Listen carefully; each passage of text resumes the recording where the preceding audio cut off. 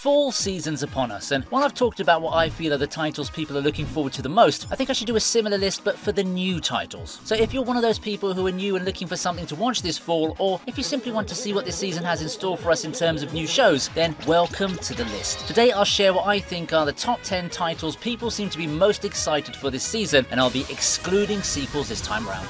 Berserk of Gluttony opens up the list, and I sure am excited for this one.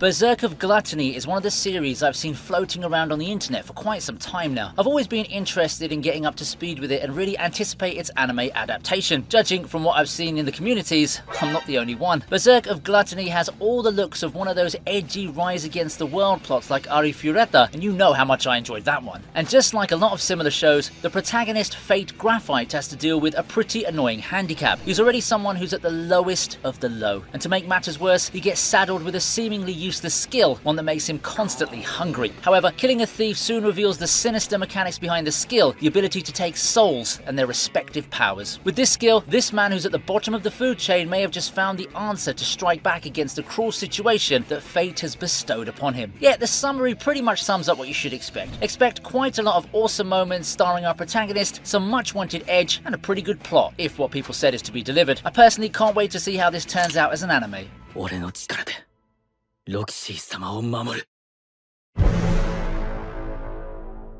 We then move on to the world of Korean manhwa with the Returner's Magic Should Be Special.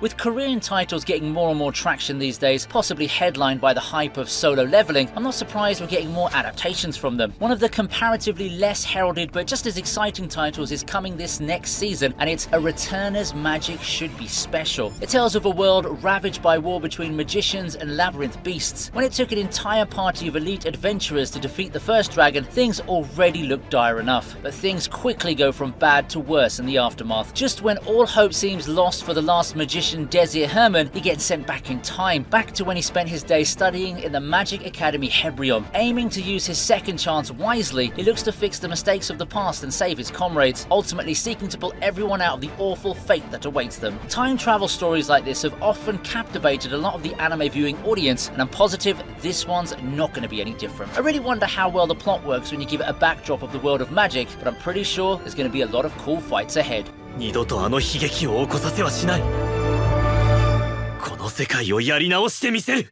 100 Girlfriends Who Really Love You is up next. 恋の神様仏様、高校でこそは彼女ができて幸せな学園生活が送れますように。大丈夫じゃ。再戦ドラマ。 Say that again.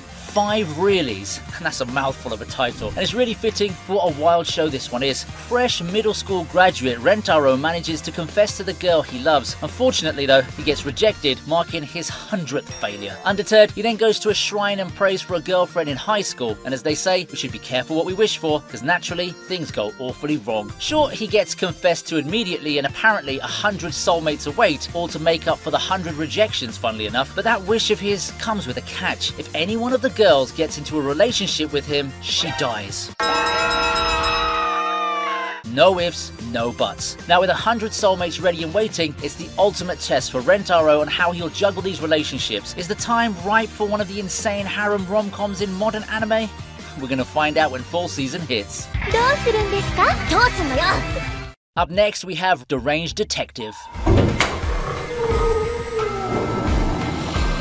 With a title like that, you'd expect one of two things: a serious mystery show featuring detectives, or where things go over the top and turns into a comedy. This one falls squarely in the latter, and it's one of the really fun series I've had the pleasure of reading. Who knew that a gag series would work so well with the mystery detective setup? Sure, you get the mystery solving aspects, but when the series stars a dysfunctional duo of an overly eager officer and an eccentric veteran who looks nothing like the part and seems to want nothing to do with detective work, entertaining things happen.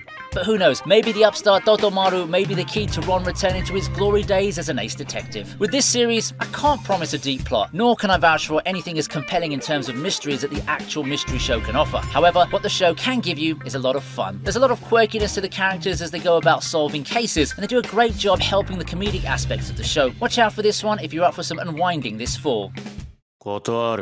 Right at number 6 is Ragnar Crimson.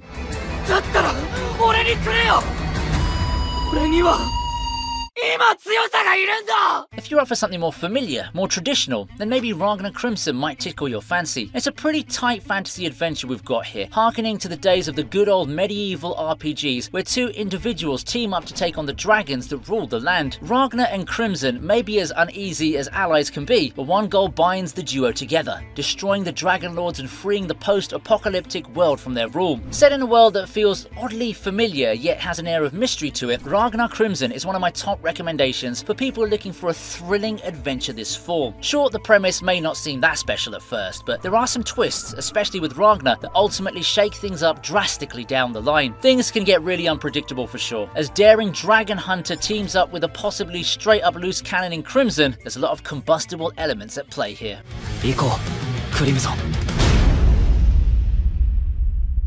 Next we have Shangri-La Frontier.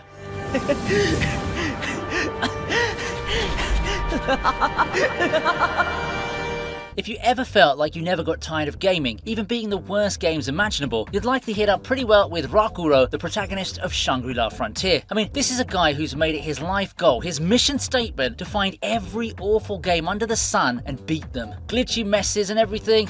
Not a problem. However, things change when he suffers burnout before getting introduced to Shangri-La Frontier, supposedly the best and most awesome VR game in town. Will the skills he accumulated from mastering bottom-of-the-barrel games come in handy as he takes this plunge and uncovers the secrets of this new game? We'll have to wait till fall to find out, but this is already looking mighty promising for a video game show. The premise is already pretty nice, and it's one of the video game shows that places some emphasis on strategy and teamwork. The source material has gone pretty detailed with the actual game mechanics aspect, and I expect this approach to catch gamers' attention in anime form too.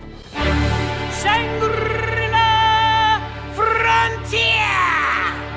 Undead Unluck is at rank 4. お前もこっち側だな。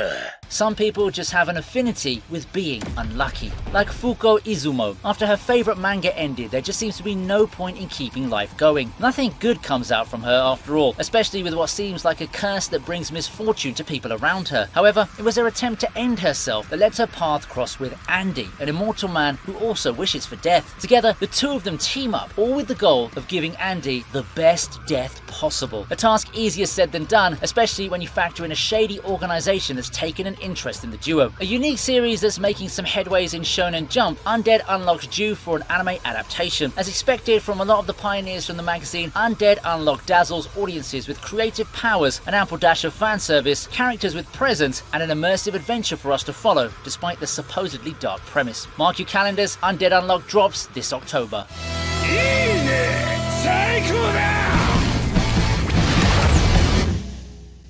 Third place is The Apothecary Diaries.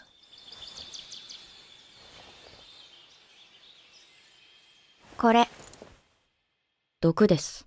If there's one thing that makes me happy doing these supplementary lists to my seasonal previews, it's the fact that it gives me a second chance to look at the roster as we get closer to the season and pick out really promising shows like this one. Apothecary Diaries is a drama set in ancient China, and it revolves around 17-year-old Mao Mao. Kidnapped at a young age and forced to work as a servant in a palace, she catches the attention of Jinshi, a eunuch who sees her for what she is, a girl with a talent for medicine owing to her experiences in her youth. Thus begins her new journey as she utilizes her talents in solving medical mysteries within the Emperor's court. It's been a while since we've had one of these kinds of shows, done in a similar vein with Yona of the Dawn or Snow White with red hair. These shows always end up being pleasant surprises. Some good watches if you're one who prefers slow builds and character drama, plus some beautiful aesthetics. This could be the niche hit of the season for fans of genres that don't typically become mainstream.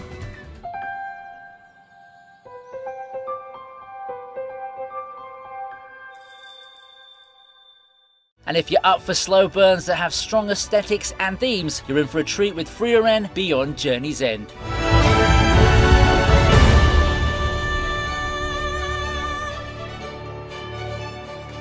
Far too often, we're concerned with the journey, the grand adventure to defeat the Demon Lord, to claim the Holy Grail and whatnot. But what happens when it's all over? What happens when you go on your separate ways as peace gets restored to the land? Add to that the fact that you're going to long outlive your friends, and you can see where I'm going, right? That's the gist of Frieren Beyond Journey's End, where the elf Frieren is left alone outliving all of her companions, finding comfort in a new journey with a human apprentice named Fern. A journey that will take them through the various places that made up much of Frieren's past. I've seen this title compared a lot with To Your Eternity, and it's easy to see why. The overall vibes feel the same, and Frieren deals with the idea of a long-living being finding out that there really is more to learn about the world and its inhabitants. The show is visually pleasing, and it promises to be a thematically strong journey full of emotional ups and downs. じゃあまたね。私はもっと人間を知ろうと思う。We close the list out with a classic, Pluto.